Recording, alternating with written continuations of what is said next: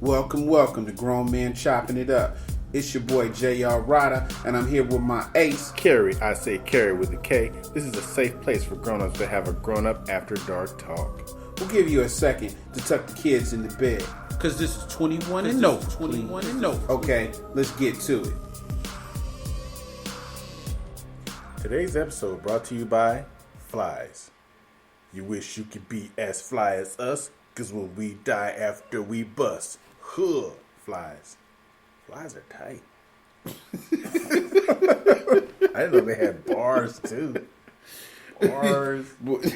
Now that was crazy. I was sitting over here waiting for something, and I'm never. He never let me down. We got some great sponsors. You know what I'm saying? The most craziest things that you never even know. Right. Sponsors are, they come in all shapes and sizes. Yeah, they are the lifeblood of our business. Hey, so let me start it off today. Good. So So what I'm going to start off with is very controversial. So this right here. dudes in pink shirts. No, that's that's just, pink shirts are cool, Now they are. You can pull it off. Okay, so if you have a son, or let's think about yourself when you first reached puberty. Oh, wow. So when you first reach puberty, you're revving. I'm revving. You don't know what's going on. How did you know when you reached puberty? Let's start there. We had sex education when I was growing up. So, okay. And so I took it twice. So you reached puberty. You reached puberty after you took sex education. Yeah, because sex education was 6th grade. 6th grade. You're how old? 12. Yeah. Huh. So I got hair and everything at like 14. Oh, Hair on my nuts. Oh, so at least you had a pre to what was going on. Yeah. But what made you know that you were in puberty? Besides, you had the hair. Wet dreams. So do you remember it? You remember your first? Wow. Yeah. Wet dreams? Yeah. It's almost like the pee dream, but it's with pussy. Okay. I mean, it's like you feel like you're really having sex, and then you wake up and it's all sticky in your drawers, and it happens often. Like all week, I was having wet dreams. It was stupid. Oh, and that's how you knew that you were, you had reached puberty. That my body was changing. Yeah. So you're lucky. My the way I found out was, I don't know how much into details we should go. Hey, this is a grown-up show. I mean, but you'd always do the little humping, and then you'd get the little tingling feeling. Oh yeah.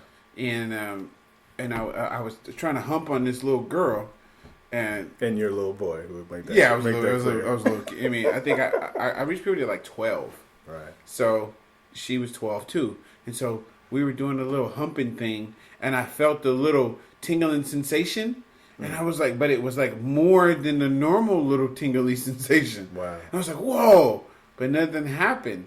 And so later on that day, we were at the house and we were playing tents. So we made big old tents. Wow. And she was rubbing my little wee-wee, and it just, and I was like, ah! And so she's like, "You peed on me."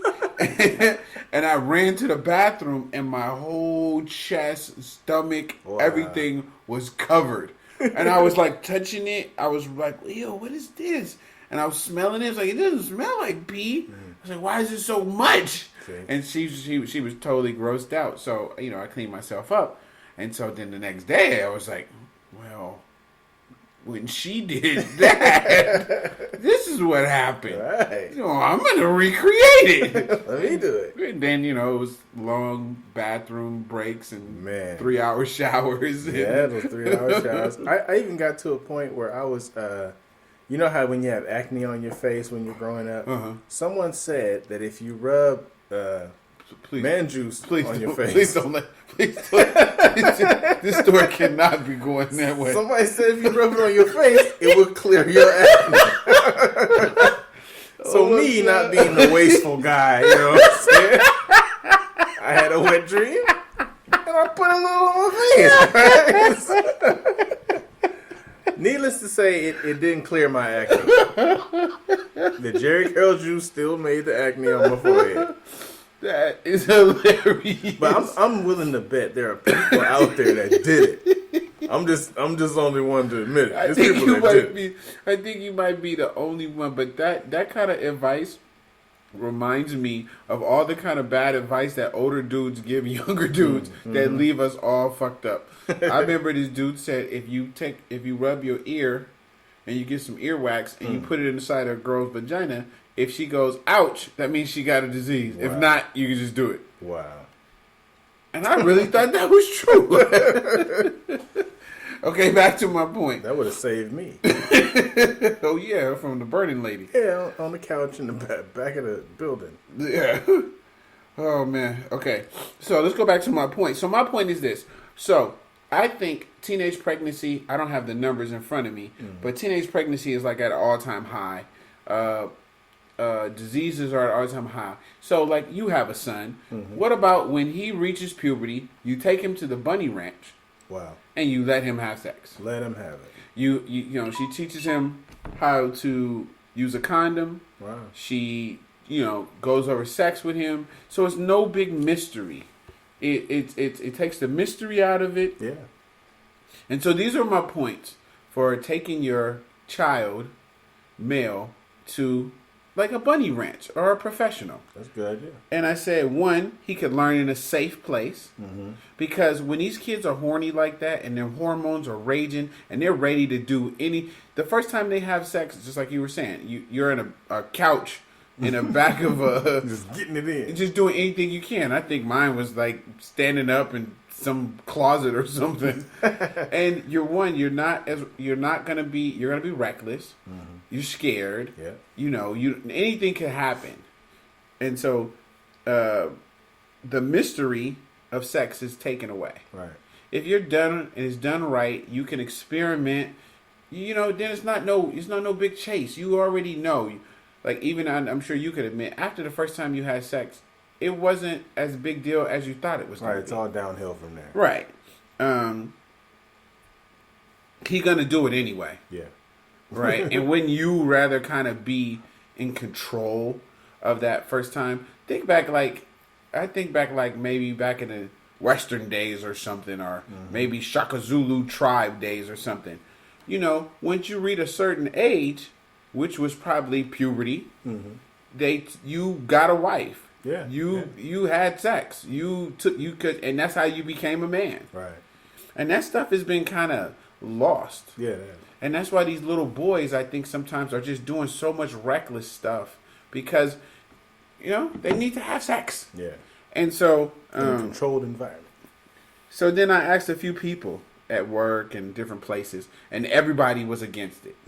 Yeah. So they tell me that one of the things that they were saying was, it's like, I'm saying like, kids, once you reach puberty, your hormones are raging.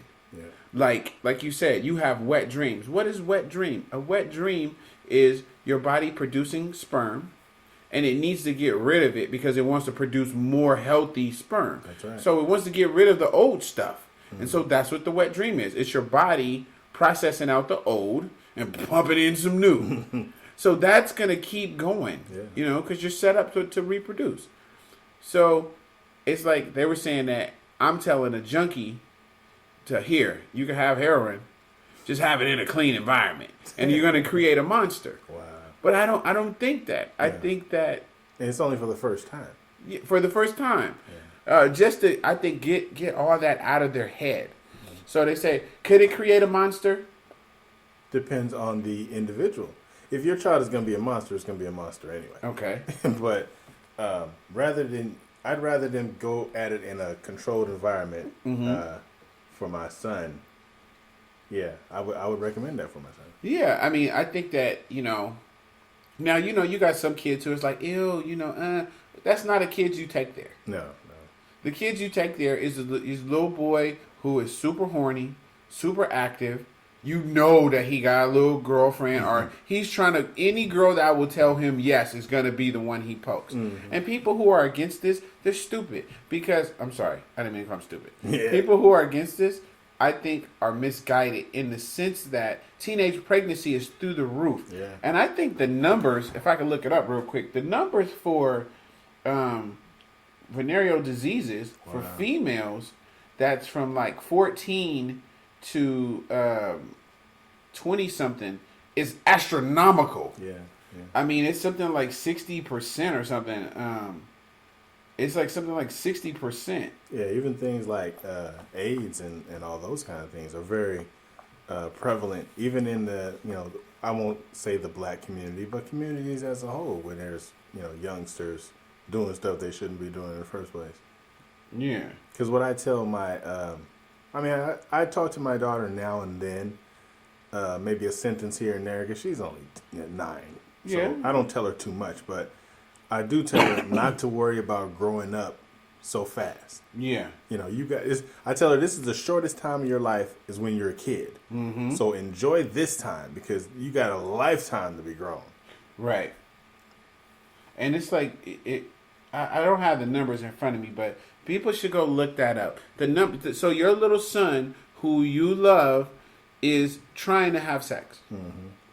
Right? He's trying to, because his hormones are raging. Yeah. So he's trying to have sex with, out of 10 little girls at his school, I think it's 60% have some form of STD. Wow.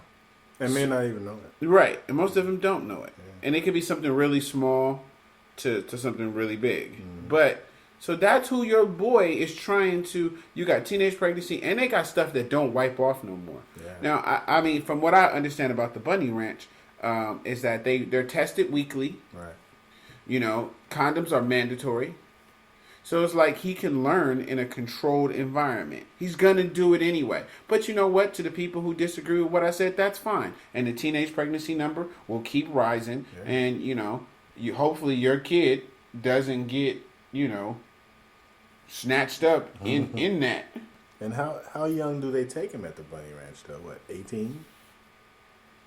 I mean, it's Nevada, so what? Yeah, I think it's probably 18. Yeah. I mean, I actually first had sex at 16. Mm-hmm. But I didn't know the girl. I actually didn't know the girl at all. Because I'm swimming in the pool in Sacramento at my auntie's house. Uh-huh. And she's looking at me. She's older than I am. Yeah, she knew what she was doing. Right, she's looking at me. I'm thinking, well, why is she looking at me? I got these little shorts on. My hormones are raging. Sure.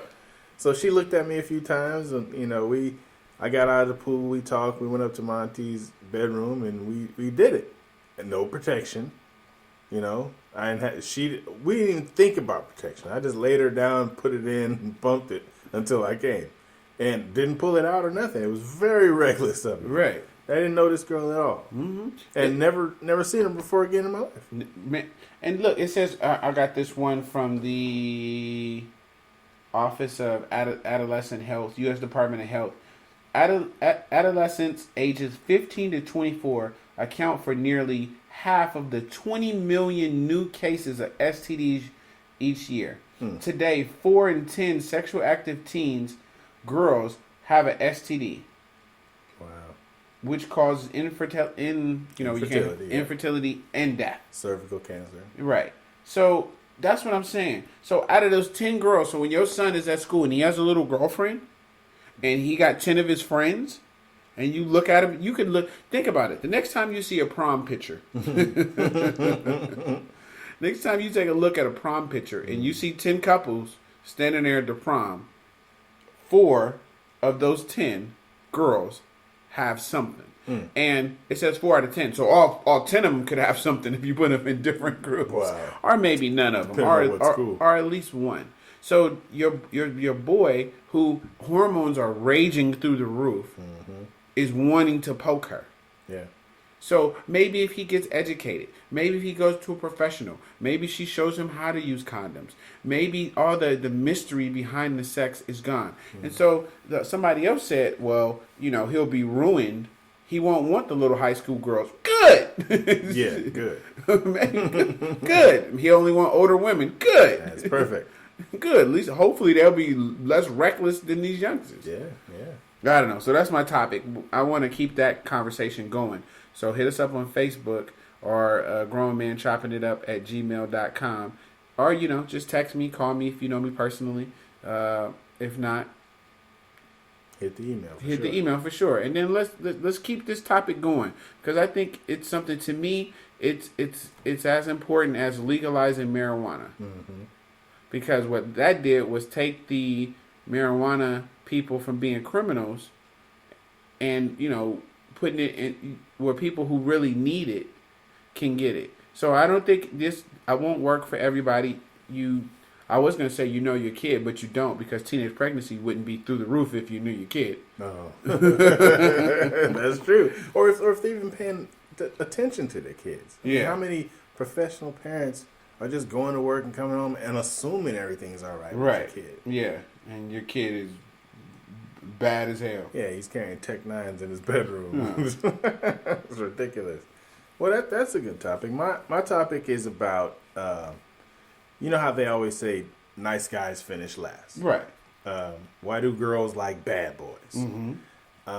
What I want to say about that is, I know about it because I was a nice guy growing up. I mean, I was the sweetest little kid. Yeah, I would agree. Yeah, I was really in love with, like, making friends and people liking me and blah, blah, blah, whatever, which applies to dudes, but it doesn't carry over to girls, because girls didn't seem to like nice guys. Right.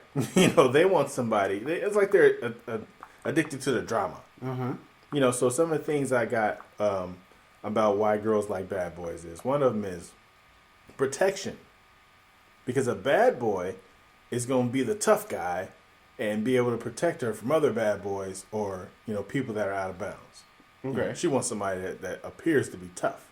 Okay. Because she's probably a cute little girl, got a little frame on her, She want to be protected. Mm-hmm. Other thing is the level of excitement, which comes along with drama. Mm-hmm. Because drama excites most people.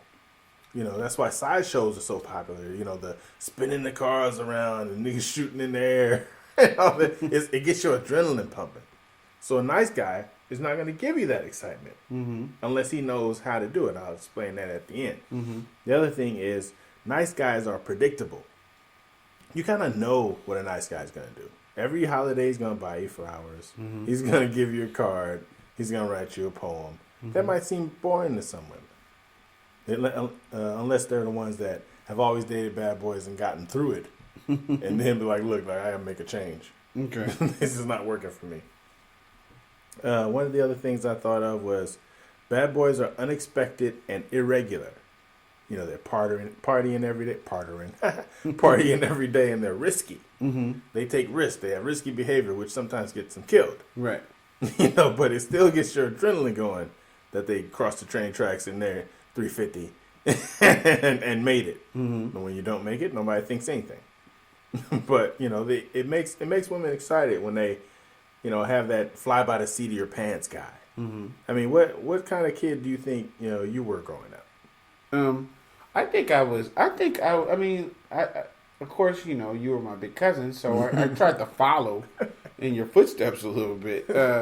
But it took my heart getting stomped on and somebody playing soccer with it. Wow. And then after that, I think it changed me.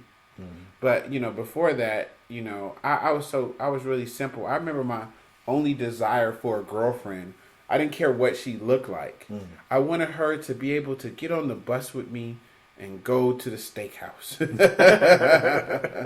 That's simple. Because all the bad boys had cars. They didn't have no car. If we could just do stuff like that, I would have been happy. I didn't care what she looked like or any of those things. Mm-hmm. And then what I always did growing up was I played the opposite of the bad boy and was worse than the bad boy. So I didn't sell dope. I didn't, I didn't beat women and I didn't do other stuff. So that was always my way in. Yeah. Like, okay, you want a good dude that's going to treat you right, And you know, I have more girlfriends than the dope dealers did, Yeah. or the dudes that supposed to be the bad boys or whatever was always limited in what they did. But you know, you have the most because you can go anywhere. You playing the opposite, and you don't have as many enemies. So I never wanted to be the bad boy. I never wanted to pretend like I was tough or, you know, rap some hood or, you know, be the thug or nothing. No.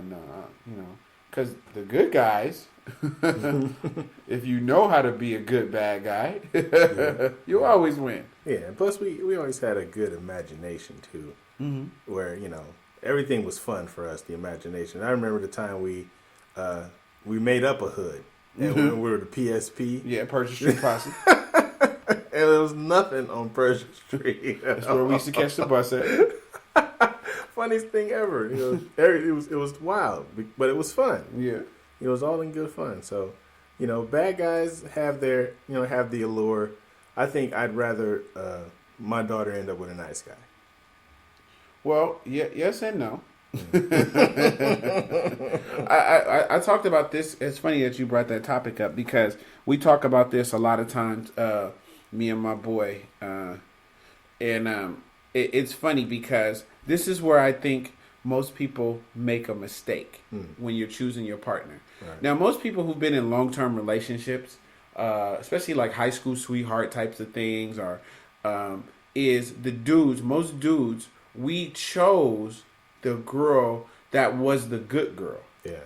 So we probably dated some girl who did anything for us, lick a butt, suck a dick on a train, just did all the freaky stuff, and we didn't pick them. We picked the girl that was the good girl who, you know, hadn't been with a lot of people and all this. And then you wonder why your marriage sucks. Well, we had the freak, but we turned it down because we wanted the good girl. Right, because they said you can't make a whole housewife. Right. But you can. But that's the problem. And I think you see that a lot go on with a lot of dudes. I remember I quizzed some dudes. And I said, when's the last time your wife or your girlfriend told you look sexy? When's the last time you came through the door and your wife just started giving you head? When is the last time, you know, she just said, you know what, I can't take it no more. I need you right now. I love it. It's like, and they all were looking at me like, shut, I'm married. Like that don't happen. Yeah, like that don't come with that. And so, but that's the because you chose the girl who thought, you know, you chose the good girl, and in the good girl's mind, in order to be a good girl, you can't do some of these things. Now, you do get some progressive women, you know, because women tell me, like, some women listen to our podcast about how much time we have sex. And they was like, oh, I need to have sex 3 times a day, and blah, blah, blah, blah, blah. Oh, you know, what you guys were talking about, that ain't me. Yeah, okay, it sounds good. Yeah. And it might be true. There is some women out there who do have a high sex drive.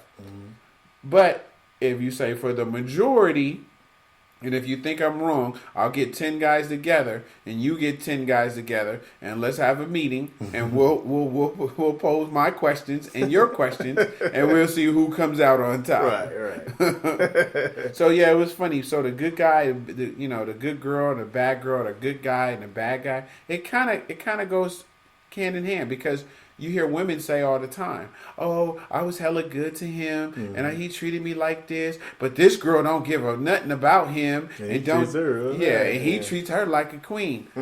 So it goes both ways. I think it's because of the aggression. You know, people play roles.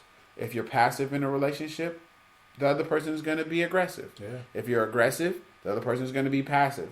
I tell my women friends all the time. They're like, I feel like I'm the dude in the relationship. Well, you're the dude in the relationship because you're letting him be the female in the relationship. Yeah. You know? Yeah. So play your role. Or know how to get the role played in the way that you want it. Yeah. Yeah, bring out that other part of him. Right. And, you know, you like, oh, I can't wait for him to do it, so I'm doing it. Well, that's why you're in the situation you're in. That's true. You're gonna wrap up the bad boy thing. You gonna sing? So yeah, but that's about it. I think in certain aspects, good guys finish last depending on the area they're trying to get in. If you're trying to get hella chicks, good guys don't get hella chicks. You know what I'm saying? Good, but the thing about it is, you can be a nice guy and still meet a lovely woman and live happily ever after. You don't have to pretend to be bad. Just be who you are. That's right. I like that. So, my topic,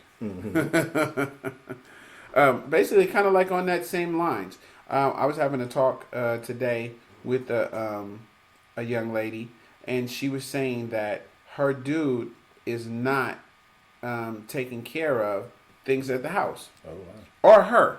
Yeah, that's bad. So she was saying, well, she don't know what to do. He won't pay certain bills on time, and he won't eat her pussy. Oh, wow. He only wants to have sex in one position. Ew. And, it's all when he wants to do it. And, what can she do? And I said that in every relationship, if there is no repercussions for that person's actions, then you don't have a foot to stand on. Mm-hmm.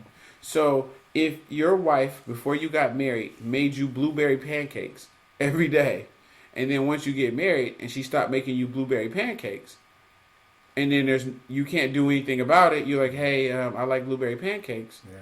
And she goes, well, good luck with that. What can you do?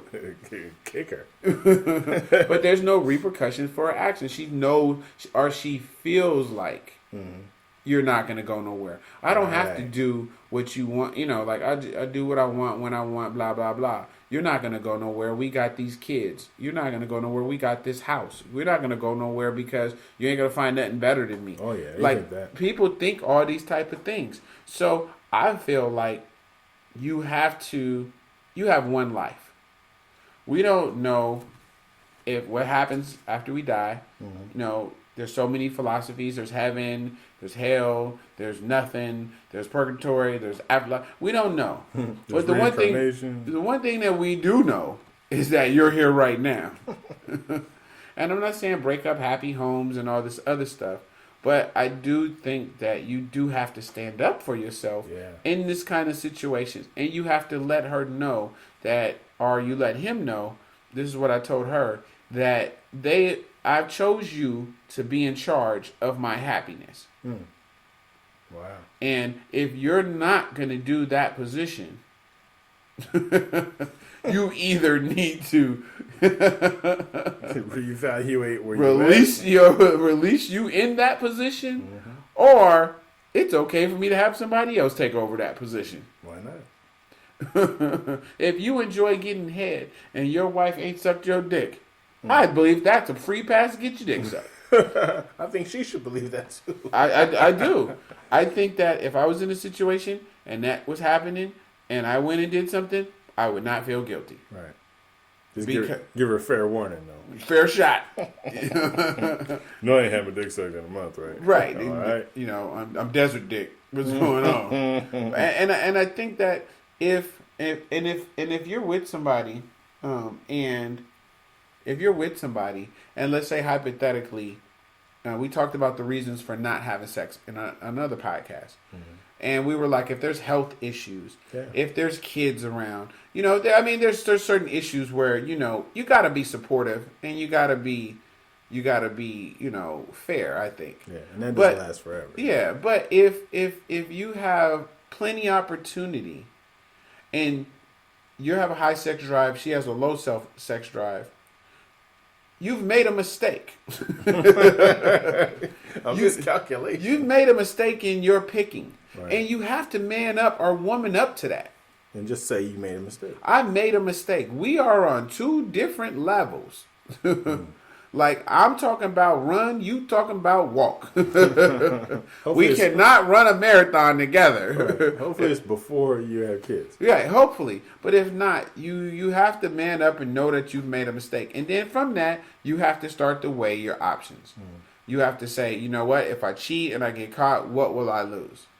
Yeah. I remember my one boy, he was telling me that he was going to go cheat. And I was like, no, you shouldn't.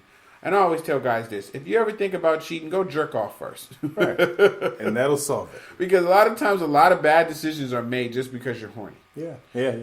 So he's like, he was gonna go do it, and I was like, "What you gonna do if you get caught?" She was like, "Well, she's not gonna talk to me and not have sex with me." And I was like, "Yeah, that's fucked up." He's like, "Well, she don't talk to me now, and we don't have sex." So that's another thing. Don't use your weapon all the time. If your weapon is going to be withholding sex, then don't withhold sex for stupid stuff. Yeah. Because then it's really no punishment because he's not missing anything. That happened to me. So, yeah, it's like don't use your weapon too much. Yeah. So, yeah. That directly happened to me. Yeah, I just think that's crazy, man. Yeah, it's ridiculous. It doesn't make any sense. I mean, and why use weapons anyway when you're in a relationship? Why not just talk it out? You know? Yeah. I mean, withholding sex, it hurts me, but it hurts you too.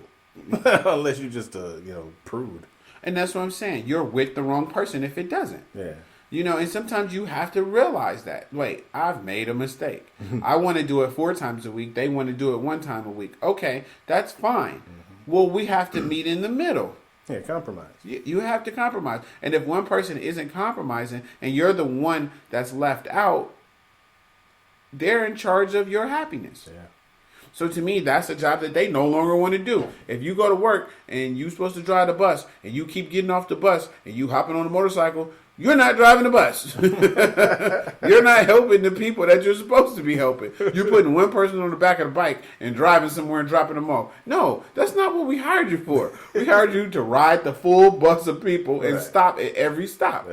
That's the job. I married you or dating you or said you'd be my girlfriend or my sex friend or whatever I gave you the role as, and then now you want to renege on the contract. You can't do that. You can't do that. You can renegotiate. Yeah.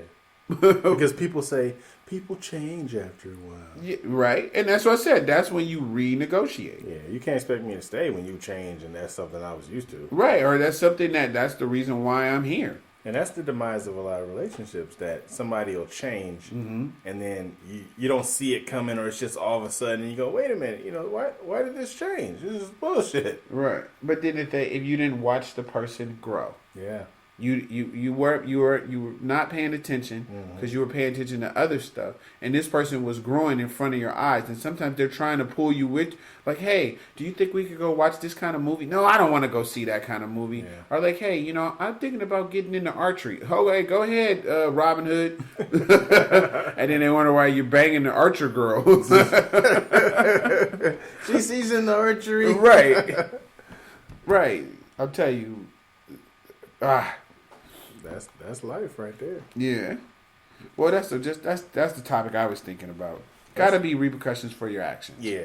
There's got to be something. I mean, ever since you were a kid, there was repercussions for your actions. And it kept you in line. That's right. That's what religion's supposed to do. He's scared of the boogeyman. Right. So the next topic I want to talk about is female infidelity. I mean, we always talk about male infidelity. Right. I mean, people almost expect men to cheat. What do they say? He's just being a man. Right. And I think that's stupid. Right. Because that's not part of being a man. No, it has nothing to do with it. Yeah, it has nothing to do with man. Yeah, because men cheat, women cheat, and so many people say that, which makes it good for players and dudes that like to play the field, because that's the excuse. The woman goes, oh, he's just being a man's going to be a man. That gives me an excuse. Like, oh, thanks. I got my excuse. I'm running with that. I'm going to be a man. But they say, there's a study that says female infidelity is more damaging to a marriage than male infidelity. And that's heavy. Because their basis of it is men cheat for sex and women cheat for love. Which is close to my philosophy, but not really. Okay. Because my philosophy is, yes, men do cheat for sex. But in this day and age, men are cheating for money now, too. Because some of these fat chicks got some dollars. Everything they don't give to the church, they can give to you.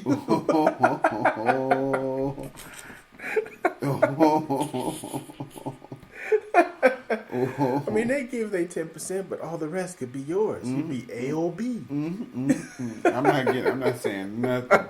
You're mighty quiet over there. Yeah, this you. But I think women cheat for companionship, somebody to talk to, and just end up having sex because they're cheating with a man. So the man wants sex in return for his companionship and all that other stuff. So they end up in a damn near relationship. But women don't seem to keep it going as often as they say men do. You know, women get in, get out. You might find out she cheated 5 years ago, but with the man, he's been cheating for 5 years. So he just can't stop because, he's addicted and he's just being a man, right?